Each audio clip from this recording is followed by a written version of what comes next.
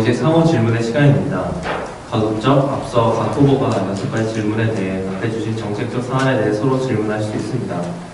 후보별로 각각 최대 5번의 질문을 할 수 있고 순서에 제한은 없으며 질문은 최대 30초까지 하실 수 있고 답변 시간은 최대 90초까지입니다. 예, 그러면은 A부터 질문하도록 하겠습니다. 네, 제 질문 드리겠습니다. 유관 의료기관으로 독감 예방접종을 유도한다는 것에 대해서 저희 후보들도 똑같이 동감하는 바입니다. 하지만 보건지소가 오시에 있다 보니 의원이 없는 지역도 있습니다. 그런 보건지소에서는 분명히 과도한 예방접종으로 인한 문제가 생길 텐데 이러한 문제를 해결하기 위한 구체적인 방안이 있으신지 아니면 가이드라인을 만들기 위한 방안이 있으신지 듣고 싶습니다. 예, 질문 감사합니다. 이제 답변해 주시기 바랍니다. 답변 드리겠습니다. 민간 의료기관이 없는 보건지소 지역 같은 경우에는 보통 인구수가 적은 경우가 많습니다.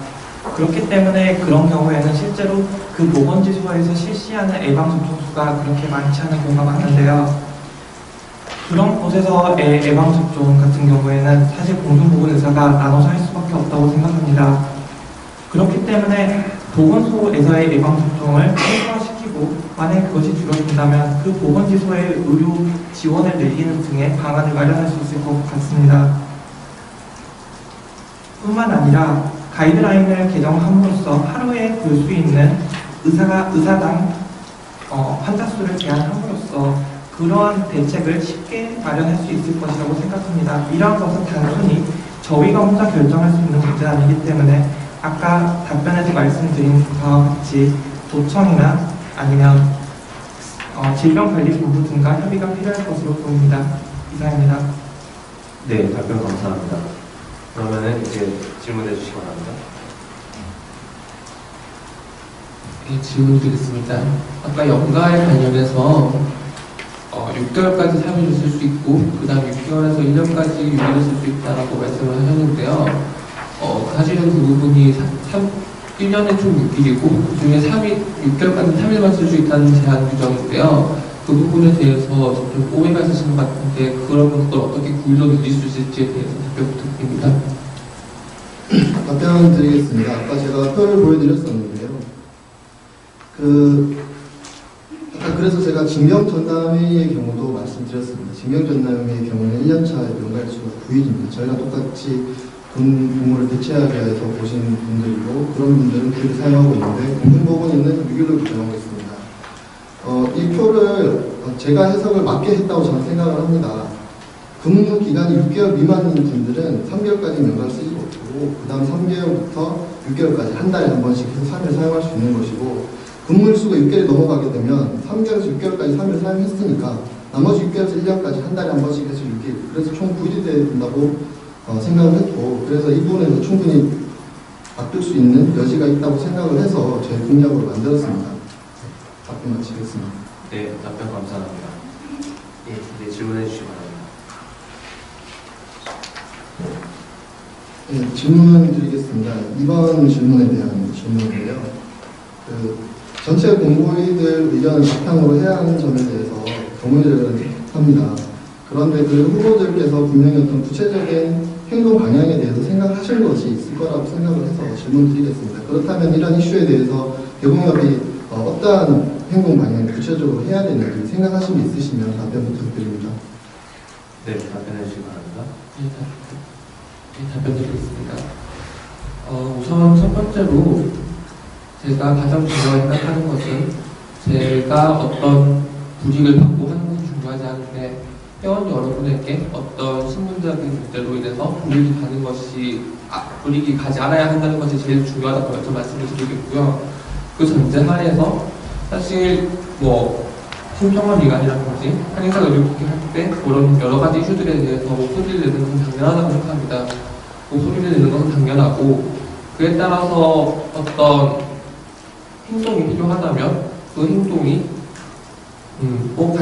가장 기초적으로는 신경학에서 제시하고 있는 표준 진료라는 것을 하는 방식으로 공보의 선생님들이 행동으로 활동할 수 있을 거라고 생각을 하고 그게 아니라고 함께하려면 다양한 형태가 있을 거라고 생각을 합니다. 다만 처음에 말씀드렸던 것처럼 회원 여러분이 어쨌거나 공무원이라고 하는 신분을 놓고 있는 상황에서 그로 인해서 불이익을 받지 않아야 되는 것이 저는 제일 중요하다고 다시 한번 말씀을 드리겠습니다. 이상입니다. 네, 우선 답변 잘 들었습니다. 이제 1번 분석에서 질문해 주시기 바랍니다.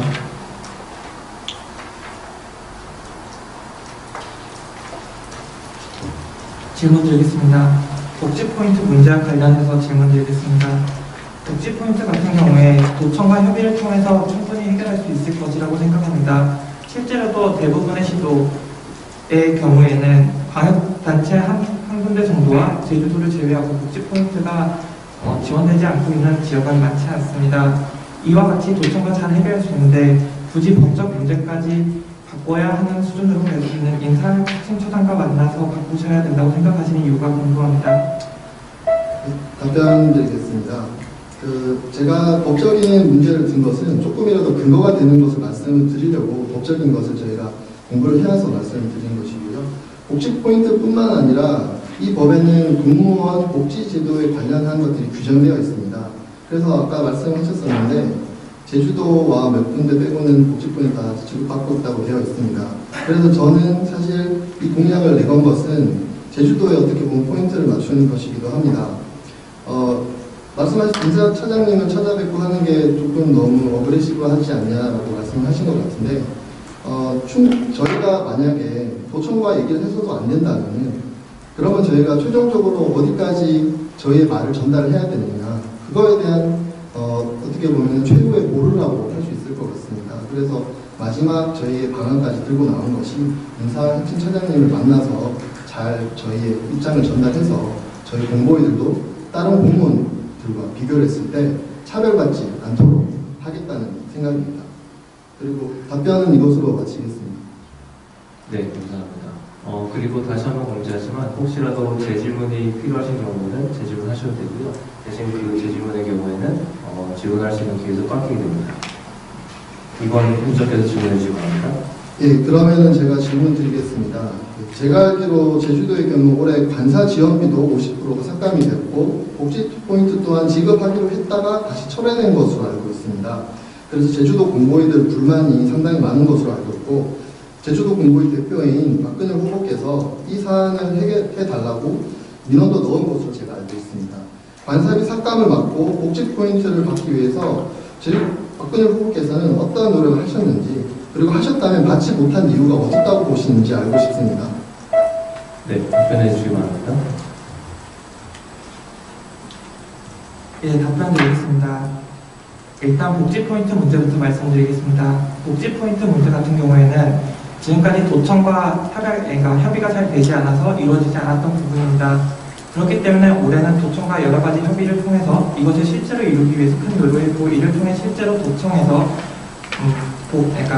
의회로 상정하는 과정까지 갔습니다. 그렇지만 의회와 도청 간의 불화로 이루어지지 않은 것을 많은 언론을 통해 아실 것이라고 생각합니다. 이런 문제는 단순히 복지 포인트뿐만이 아니라 관사 지원금 깎인 문제에서도 동일합니다. 이를 해결하기 위해서 저희는 대공협과 이 문제에 대한 법적 검토를 실시하였고 뿐만 아니라 후임 도대표이신 선생님과 같이 협의하여 실제 도의회 의원과도 이야기하였고 국장님께도 이 문제에 대해서 이야기하였습니다. 이를 통해서 두 분은 지금은 이 문제를 해결하기 위해서 노력을 해주시겠다고 약속하였고 저희는 이 문제에 대해서 지속적으로 지켜보고 여기에 대해서 해결을 할 생각입니다.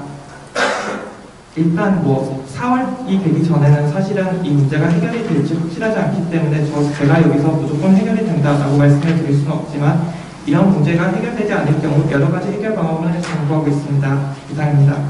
네, 답변 잘 들었습니다. 1번 분석해서 질문해 주시기 바랍니다.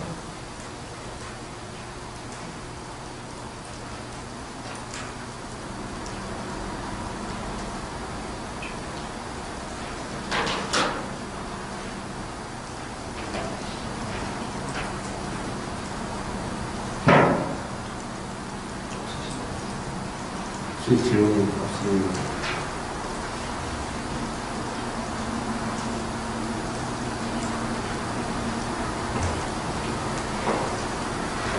네, 질문 있으시고요. 혹시 이번 적인 질문 나와 계시나요?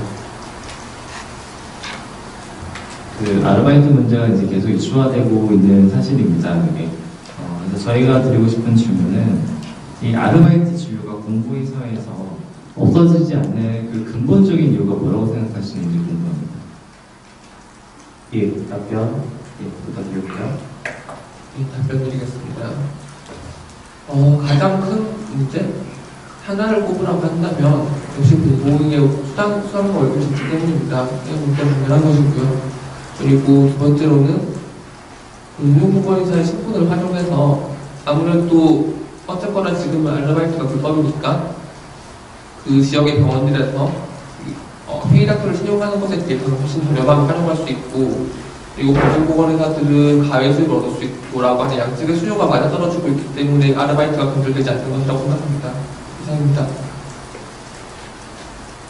예, 또 추가적으로 질문할 사항이 있으신가요? 예.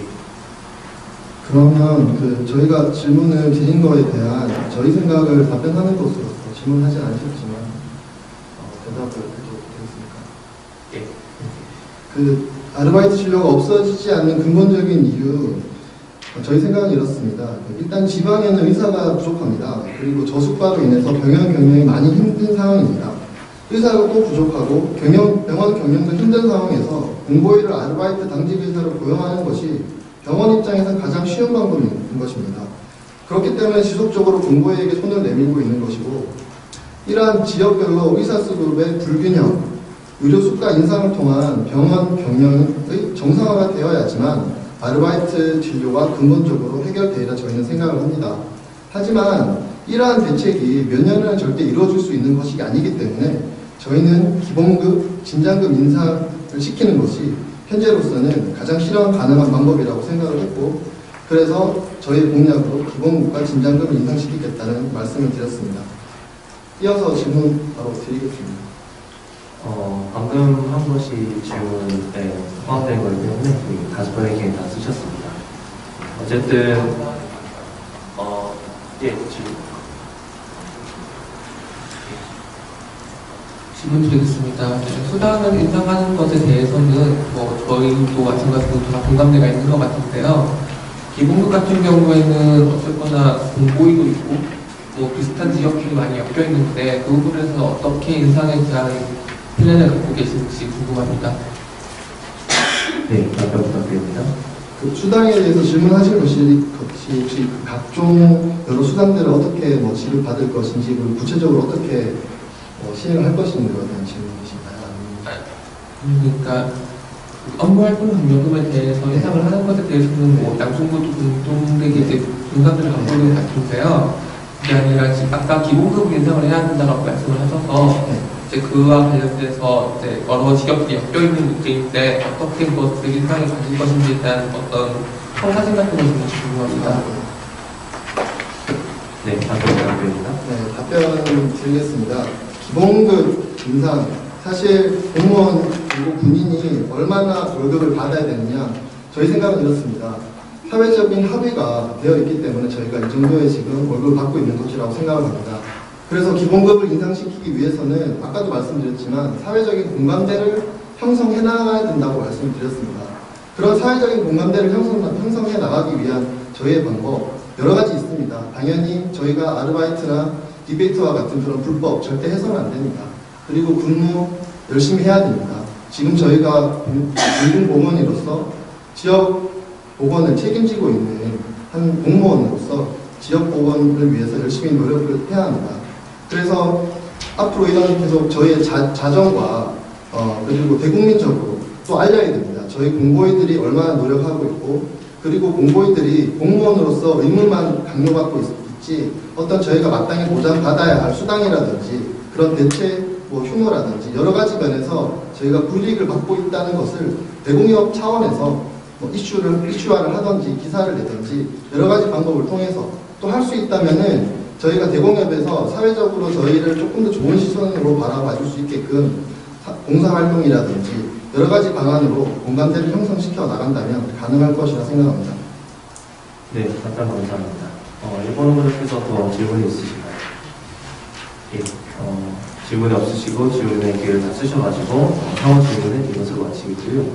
자, 이제 기자단 질의를 받겠습니다. 질문이 있으신 분은 손을 들어주시기 바랍니다.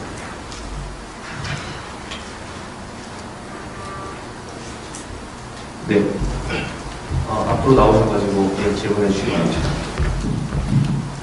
예, 말씀 부탁드립니다. 개인의 판매 이해준 기자입니다. 지금 공공의료기관이나 취약지에 의료 인력이 부족하다는 의미로 지금 공중보건 간호사나 공중보건 약사 동물의원들 모습으로 좀 나오고 있어요. 이에 대해서 지금 현장에서 근무하시는 선생님들의 입장을 듣고 싶고요. 만약에 이 제도에 대해서 반대를 한다면 대안책은 무엇이 있을지 좀 고민하시는 게 있으신가 해서 질문드립니다. 예, 조금씩 생각할 시간을 드리고요. 질문의 답변의 순서는 양측 후보에게 둘 다 들어보이기 때문에 저희가 아까 정해진 대로 A, B 형식으로 가겠습니다.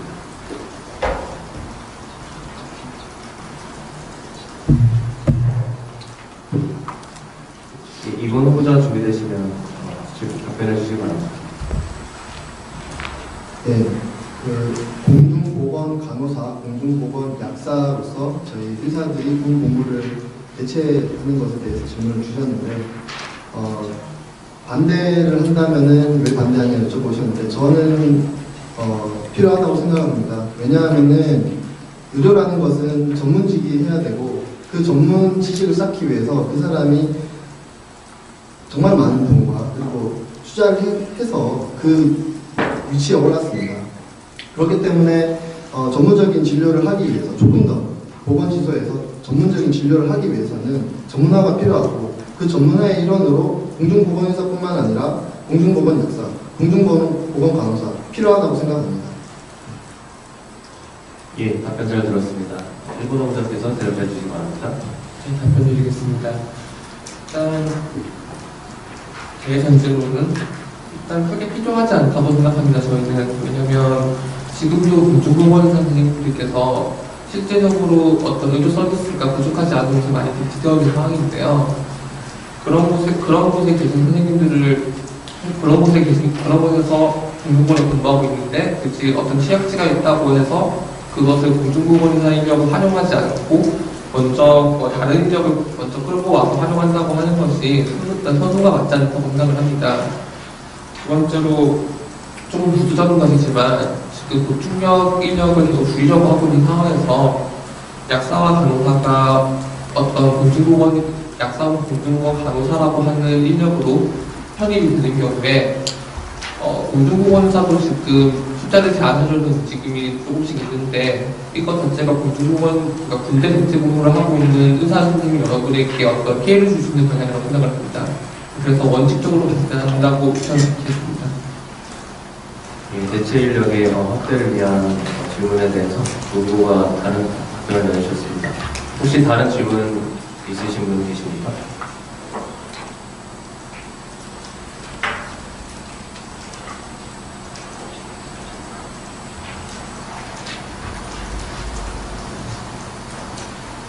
예, 다른 질문 없는 걸로 알겠습니다.